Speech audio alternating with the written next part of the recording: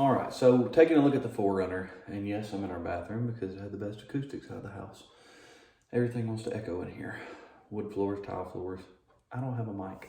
I'm sorry. Hey, if y'all will get us to 1,000 subscribers, I'll buy a mic. I promise. Anyway, looking at what to look at before you buy a 4Runner. Really, there aren't huge issues with the 5th gen 4Runner. You're not looking at major engine problems. You're not looking at major transmission problems. You're not looking at major transfer case or rear end option problems. So those aren't things that you really have to be mindful of when looking at a 4Runner. However, when you go to look at one in person, what should you do? You should also make sure to put it through its paces. What if there is an issue that you missed? What if there is something you should have noticed and didn't? So yes, you do need to put it through its paces. I've got a video that I'll link right here on how I look at pre-purchase vehicles when I'm buying from a private seller. You know, we own a dealership, so that, you know, I'm going to go through these vehicles to make sure they're solid before you get there. But even going to a dealer, you should check the vehicle. Put it through its paces. Maybe I missed something. Maybe something wasn't done. Make sure that it's a vehicle that you're not going to be spending a ton of money on without having checked it on it first and made sure that it's right. If you buy from a private seller, it's usually a done deal. As soon as you drive away from their home, it's yours. So crawl under it. Do it in the daylight. Meet them in somewhere public. Make sure that you're looking for the rust, any kind of leaks at your engine, transmission, the transfer case, your CV axles, your rear end, all these things. Make sure you don't see any loose or broken bolts under. Even if you don't know exactly what you're looking for, sometimes you can see something that you're like, it's not quite right. So it's something to be mindful of. So with that being said, there aren't that many things that are huge things to look for on the 4Runner pre-purchase. You should do a normal look. You should do normal maintenance checks. You can go onto Toyota.com, I believe, and put in the VIN number and check the maintenance history if it was taken to a Toyota dealership. If it wasn't, you can still pull Carfax, AutoCheck, pay for those things. They're not too expensive for the consumer. They are expensive for me.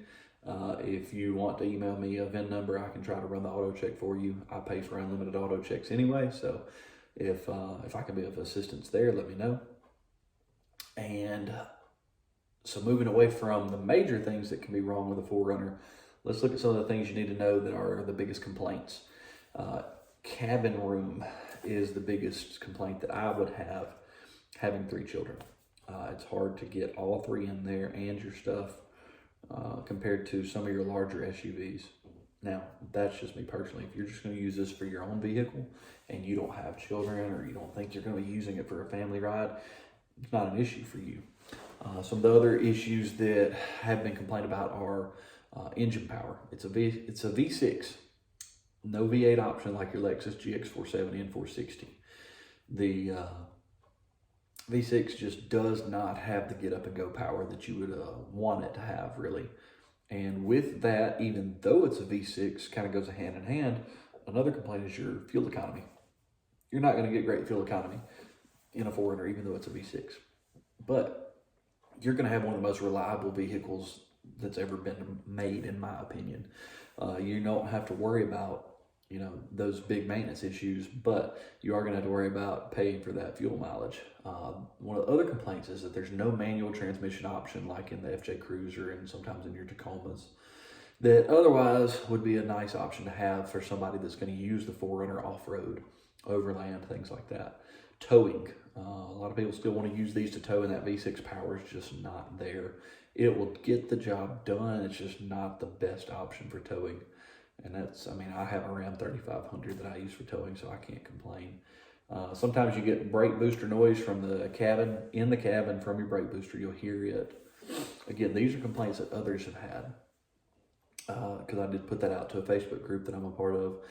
And they responded beautifully. If you are a subscriber, thank you as well. Lack of technology. That was one of the other big complaints, is not having the technology ahead of time, or for what you would expect from a $40,000, $50,000 vehicle of Japanese origin, right?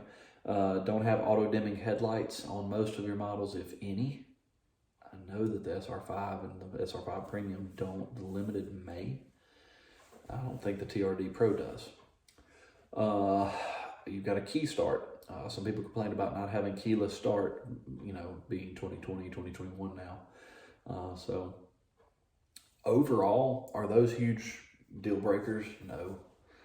Overall, should you still buy a 4Runner? In my opinion, yes, they're great vehicles. You are getting a vehicle that's going to last you a long time. I've had 4th gen 4Runners come in with 400,000 or 500,000 miles on the original engine, original transmission.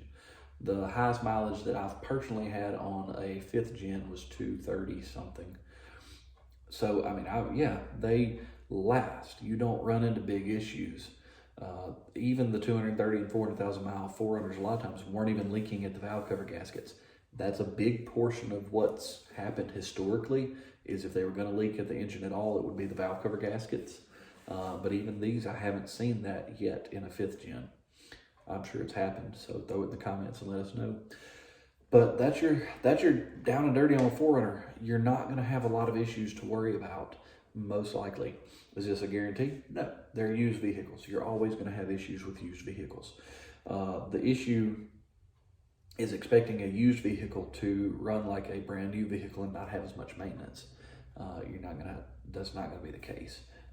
You're going to have the maintenance to do on these. So, and another thing, I did not look this up ahead of time. 5th gen, are they all timing chains or timing belts? You can definitely Google that one, and I'll put it in the comments right here on what years are which. But that's it. I hope you guys enjoyed. If you did, if you got something out of this, consider subscribing, like and share, all that fun stuff. We definitely appreciate it. We're well on our way to hitting the 1,000 subscribers that we need to monetize this channel, and I'll be doing a lot more giveaways at that point just because I appreciate what you guys have done for us. So with that said, I hope you guys will consider throwing us some feedback in the bottom in the comments. Let us know what you think. And until next time, God bless.